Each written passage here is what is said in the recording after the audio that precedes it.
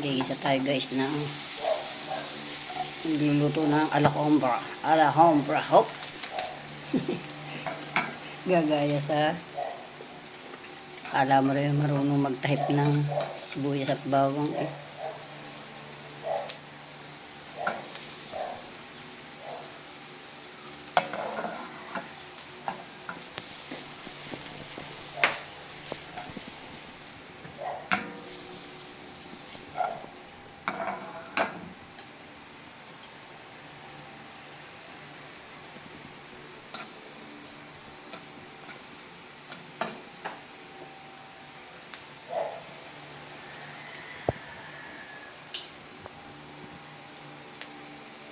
Tikman natin at baka masyadong humanghang.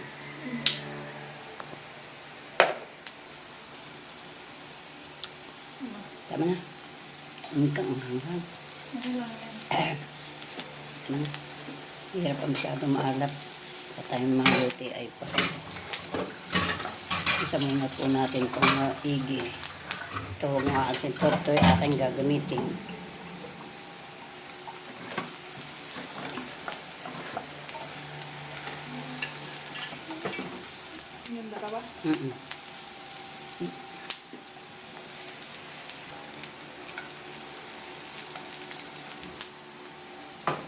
Pakihulog nga po ng aking ito. There. Ito yung i-adobo. Titingnan mo si Eko at baka makain ang ating ibang lutong ulam. Tatong ko dito, papatungan ko dito. Patungan ito. Palagyan mo nitong sasabihin ko sa'yo kung ano.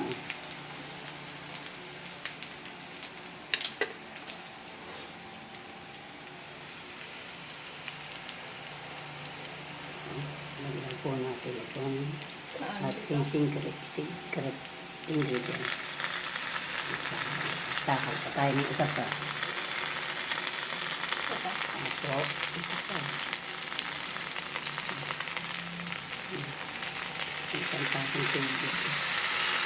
Ang toyo. Toyo.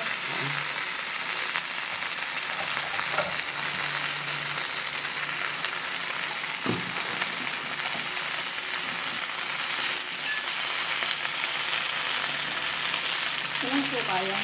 Papatakan natin na kaunti. Dapat nakalaman siya. Hindi, sakot. Sakot. Hindi, tutungin. Sakot na. Hindi, wala mo natin. Sige, damihan natin. Sige, wala lasa yan. Lagyan natin yung ng tubig eh. Santasang tubig, maliit na tasa.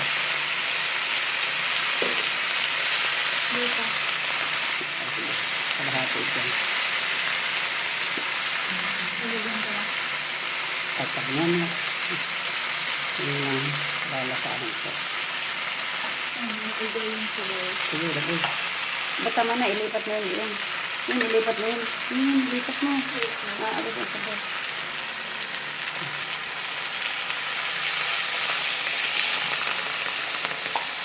Ilipat mo na yan. Oh, naiiga talaga. Hindi mo, basta laging tatanda, basta kayo nagluto, alsin nyo sa Hindi, apoy. lang yan. Ganun tayo. Kasi naiiga ang sabaw. Ganito ho tayo kung mag-adobo ng bangus. Lagyan natin ng kaunting sabaw ng maipatis-patis sa kanin. Masarap yung may maisasabaw tayo sa kanin eh. Mahilig sa sabaw ang mga matatanda.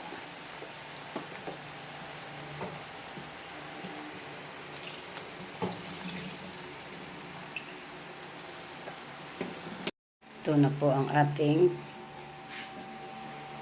pang dinner. Finish na. Oh, sarap. Adobong bangus, boneless bangus at nasugpo. Oh, kain na po tayo.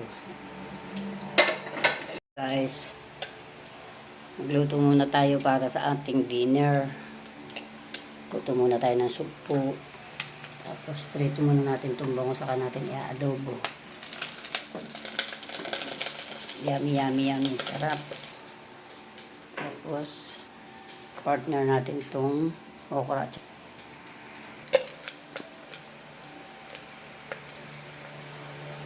Hindi po natin yung masyadong kakaalatan. Ito muna natin sa butter at garlic ang ating nasugpo.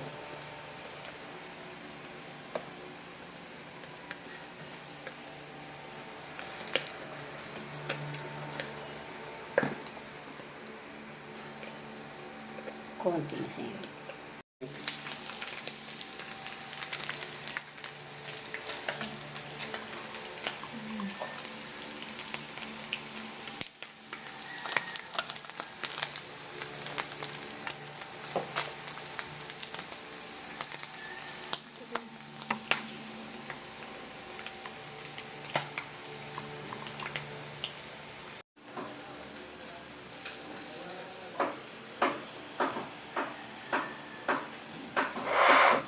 Muna ating ulam ngayong lunch, ngayong dinner. Lagi nala ang karne araw-araw. Isda muna tayo at maggulay. Sarap.